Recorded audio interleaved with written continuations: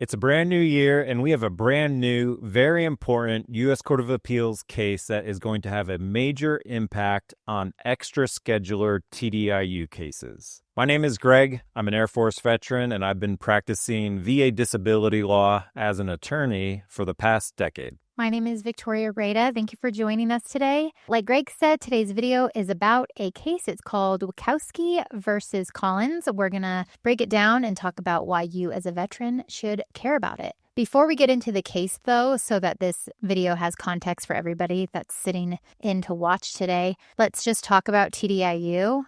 Can you define what that is for folks who don't know? Yeah, so TDIU stands for a total disability rating based on individual unemployability.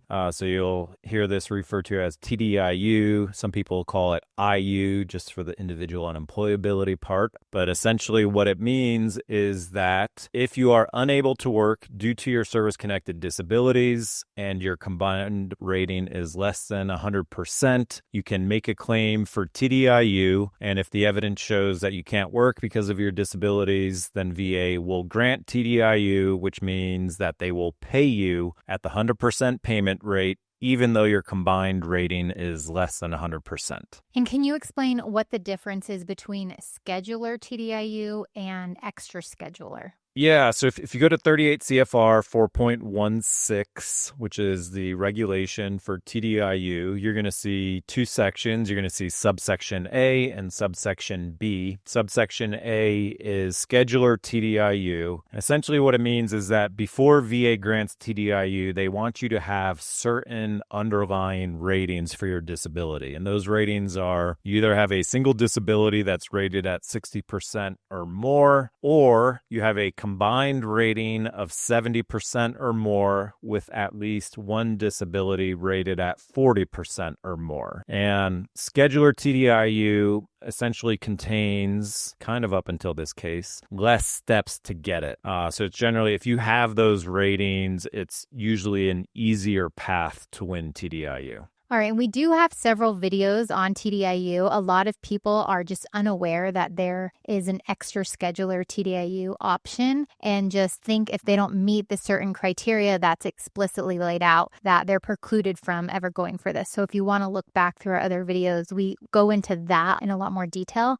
I also want you to answer for folks, if TDIU is a specific claim that is filed, is there a different process for it? How can it come up? How does it arise in a case? It can arise in a variety of ways. You can just make a claim for TDIU. The application for TDIU is called VA Form 21-8940, but TDIU can also be reasonably raised by the record. So let's say you made a claim for an increased rating claim for your back, and during the exam for your back, you told the examiner, hey, I had to stop working last year because my back pain got so bad. Just you reporting that technically creates a claim for TDIU. You'll still have to formalize it by completing the VA Form 21-8940, but there's multiple ways that a claim for TDIU can arise. Generally, you need to submit the 8940 to get VA to actually address it. So let's now talk about the old extra schedular TDIU process. So pre-Witkowski, what was that process? What did it look like?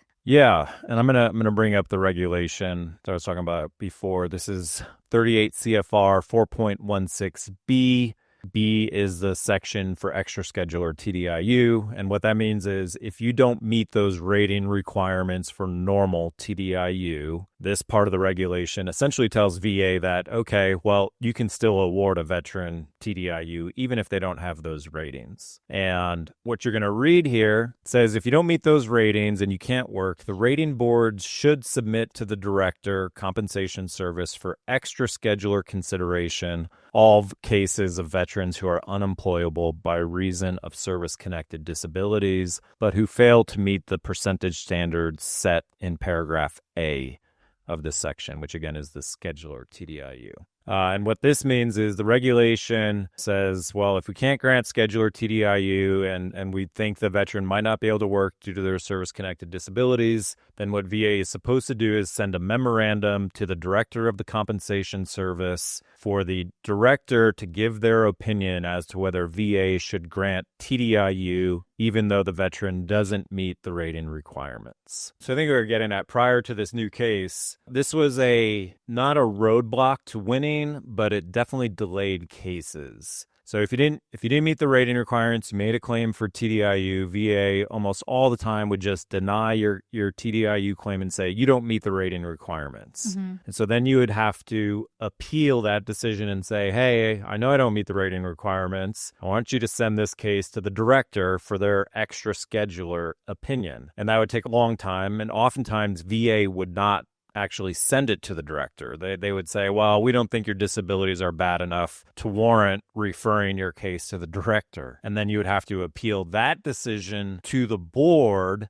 and argue that the board should remand the case and tell the local regional office to do this Extra-Schedular director opinion request. And so prior to this new case, there was a case called Bowling, and it said that the board could not get to the merits of Extra-Schedular TDIU, meaning they could not grant Extra-Schedular TDIU until this memorandum from the director was received. So essentially you're spending years just appealing to the board to get an instruction that VA has to get that director opinion. And what would happen is the board would usually say, okay, yeah, we need a director opinion. So they'd remand it, send back to the regional office. Sometimes takes, 6 months to a year to get this opinion. Almost always an unfavorable opinion. So the local office, after getting an opinion, is going to re-deny Extra-Schedular TDIU. And then now you can appeal back to the board and argue that the board should actually grant Extra-Schedular TDIU. And that's the point when the board could actually look at the merits of your TDIU case. They got the opinion, now they can look at it. So you're basically doing a whole board appeal just to get this director opinion,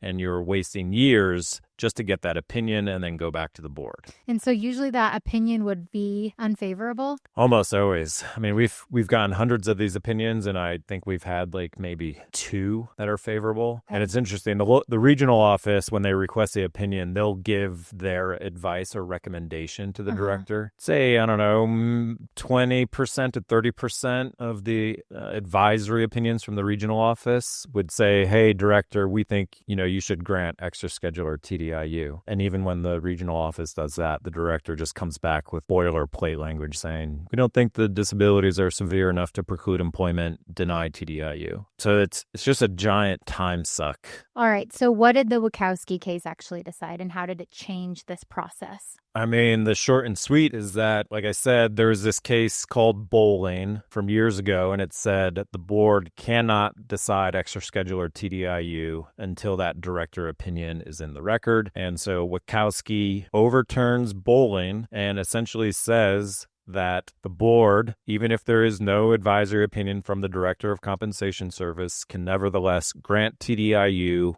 without getting that opinion. And I'm going to bring up the Witkowski case on the screen here now so you guys can see, but it's Witkowski versus Collins, and the court docket number is 24-0640. This was oral argument back in April of 2025, and this was decided a couple months ago, October 21st, 2025. If anyone has an Extra-Schedular case going on or is thinking of making one, I recommend you go download this decision and read it. It has a lot of good explanatory material. So before this decision, the board was just categorically precluded from deciding an Extra-Schedular case unless that opinion from the director was there. Exactly. Now, this case is saying the board is allowed to decide, but it's not saying the board must decide. It's allowing them to take that step if they want to, correct? Correct. They still could remand and make the regional office get that opinion.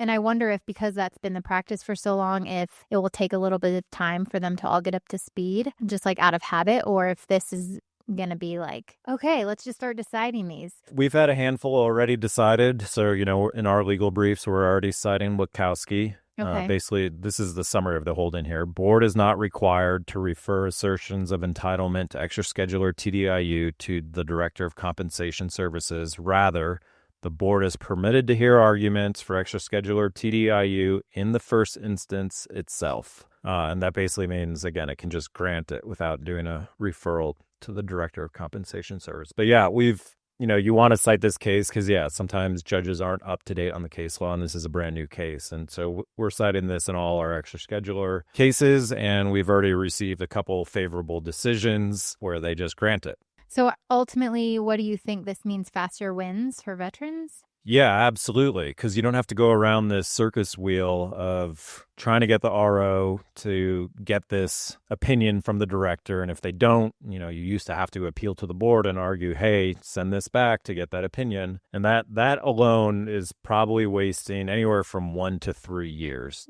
just trying to get that opinion. So now in our cases, we can essentially skip that step, and, we're going to develop the record to show why TDIE should be granted and just go directly to the board and argue that the board should just grant it. So this is a huge win. I believe this was argued by CCK out in Rhode Island. I know some people are going to ask, so let's just address it. But if folks had a pending Extra-Schedular case prior to this case coming out, does this new law apply to them? Yeah, if you currently have an appeal that you filed, 2 years ago and it's still waiting in line, this is now the law.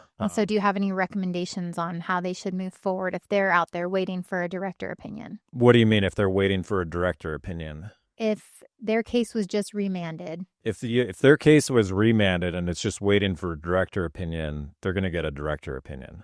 Okay. The regional office has to follow the remand instructions. If, on the other hand, like we had cases where we appealed to the board for Extra-Schedular TDIU, and our original argument was, hey, you need to remand this to get the director opinion. We have now submitted supplemental argument in those cases saying, hey, you don't have to remand this because Witkowski allows you to just grant it. And so we basically update our argument because this case applies to any appeals that are currently pending.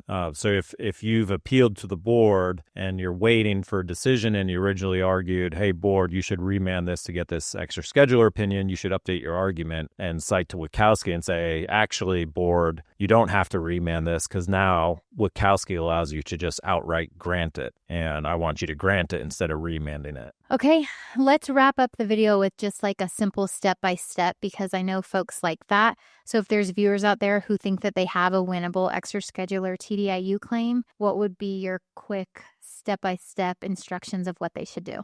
Yeah, I've said this a million times. The VA really likes to hide the ball on Extra-Schedular TDIU. They really, even their website, there's like fine prints. I know you can get Extra-Schedular TDIU, but the bulk of it is like, you need to have these rating requirements to get TDIU. Not true. We've won cases with single 10% ratings, a vet who had extremely severe tinnitus, vet who had a 10% rating for their knee condition. The bottom line is if you have a service-connected disability, no matter the rating, that prevents you from being able to work, you can theoretically win TDIU and you should try. As far as developing the record to win that, obviously any type of medical evidence that shows impact on your ability to work is helpful. Lay statements from family or work colleagues who witnessed you not being able to work because of your service-connected disabilities are helpful. Vocational expert reports are extremely helpful. The biggest thing is that people should know that you can go for Extra-Schedular TDIU. You don't need those rating requirements. The only thing that matters is whether you can or cannot work due to your service-connected disabilities. This is a great case. It's going to save a lot of time for vets, and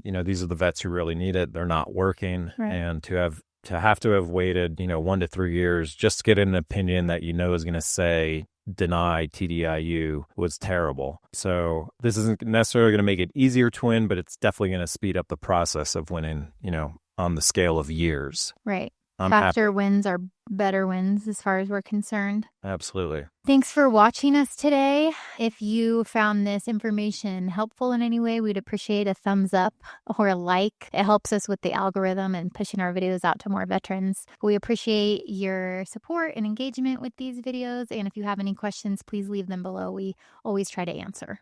Yeah, we're very active in the comments. So if anything was confusing or if we didn't answer something that you thought of, drop your question in the comment and we're happy to answer it. Hope everyone has a great 2026 and we will see you in the next video. Bye-bye.